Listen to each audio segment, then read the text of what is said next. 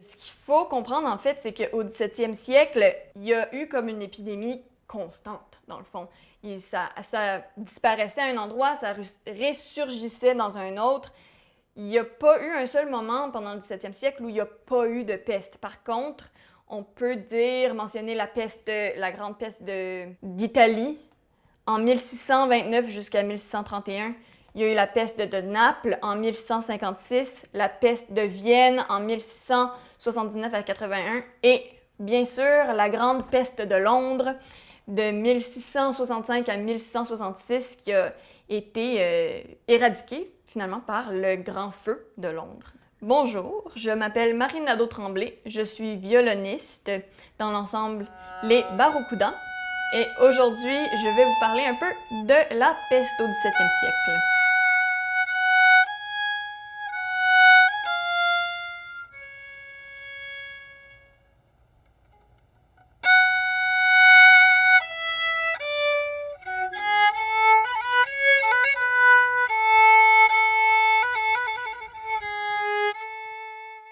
La musique du 17e siècle est déjà en elle-même tellement inspirante. Je pense que d'en connaître plus sur la manière dont les gens vivaient et mouraient à l'époque, ça crée un rapprochement, d'autant plus que nous venons de vivre une pandémie.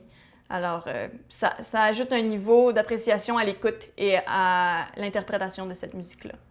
Donc, la peste est une bactérie qui est transmise d'animal en animal, de l'animal à l'homme et de personne à personne. C'est transmis par vecteur. Donc, dans le cas de la peste, c'est surtout la puce du rat qui a été le vecteur de la peste, malheureusement. Et il y a 3 sortes de peste. Il y a la peste bubonique, il y a la peste pulmonaire, et puis il y a la peste, ce qu'on appelle la mort noire, qui est en fait une dégénération, si on veut, un peu de la peste bubonique. À l'époque, les notions scientifiques étaient pas aussi bonnes qu'aujourd'hui, évidemment. Ils pensaient que la peste était transmise par le miasme, qui est l'odeur de putréfaction. Donc, ils savaient à tout le moins que c'était transmis d'homme à homme. Et certaines municipalités ont adopté des mesures de quarantaine, fermeture des ports, fermeture des portes de la ville, et ce sont ces municipalités-là qui se sont débarrassées de l'épidémie le plus vite. En Europe, au 17e siècle, je pourrais pas dire exactement combien de gens sont morts de la peste, mais je peux dire que pendant la Grande Peste d'Italie, qui s'est étendue de 1129 à 1131, il y a eu environ 280 000 morts. Et pour celle de Londres, par exemple, il y en a eu 100 000. Alors, ça donne une idée à peu près de combien de gens décédaient de ces épidémies-là. Les médecins de la peste étaient pas des médecins, en fait. C'était des gens qui étaient engagés par les municipalités pour répertorier les décès et aider les malades à écrire leur testament. Naturellement, il y en a là-dedans qui s'essayaient à des remèdes faits maison, donc urine, mercure, brûlement, etc., qui n'étaient évidemment pas efficaces.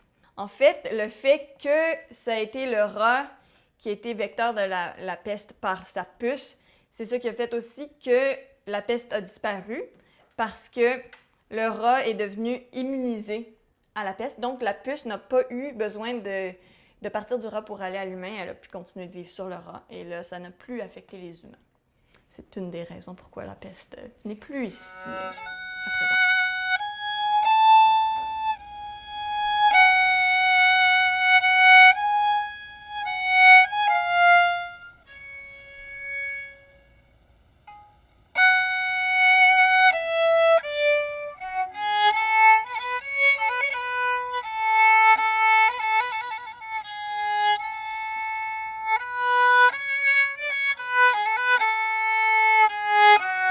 La peste au 17e siècle a influencé énormément la vie des gens.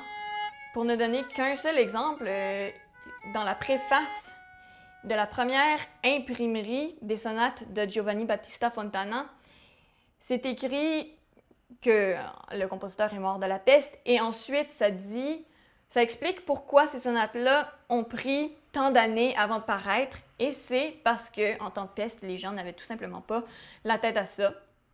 Et la main-d'œuvre n'était pas disponible non plus parce que ça prend des gens très spécialisés pour faire ces imprimeries-là. Donc, les compositeurs du 17e siècle morts de la peste, je peux en nommer quelques-uns. Il y a Dario Castello, il y a eu Salomone Rossi et Michelangelo Rossi, qui ne sont pas de la même famille, mais qui étaient tous deux violonistes. Et il y a Johann Heinrich Schmelzer, mort de la peste de Vienne en 1680. Le fait de savoir que ces gens-là ont vécu la peste, ça n'influence pas tellement de la manière qu'on va jouer ou de la manière qu'on va interpréter cette musique-là. Par contre, je pense que de savoir ce que les gens ont vécu, pas juste en termes d'épidémie, mais juste de la manière qu'ils vivaient dans ce temps-là, ça influence la manière dont on peut apprécier cette musique-là en tant qu'auditeur et en tant qu'interprète. Avec les Barracuda, mon groupe, mon trio de musique ancienne, on vient d'enregistrer un album sur les compositeurs morts de la peste qui va paraître en octobre. C'était pas pour être opportuniste ou on n'était pas sans cœur, là. C'était purement une coïncidence. Je sais pas si ça a été une prémonition peut-être, mais bref, c'est ce thème-là qui a été choisi. Et c'est un CD de composition pour violon, essentiellement, par des violonistes, des compositeurs qui étaient tous violonistes et qui sont presque tous morts de la peste, à l'exception de peut-être Pandolfi Meali, qui lui est né en épidémie de peste. On utilise tous les trois deux instruments pour une plus grande variété de sons. Et moi donc, j'utilise pour certaines pièces ce violon, qui est un modèle Amati, prêté généreusement par Timothy Johnson, luthier. Ce qui est intéressant de ce violon-là, c'est que c'est un modèle plus ancien, plus approprié pour cette musique-là, et donc qui utilise des cordes qui sont toutes nues, des cordes de boyau nues, donc sans filament métallique, qui donne un son très guttural, plus humain à la musique.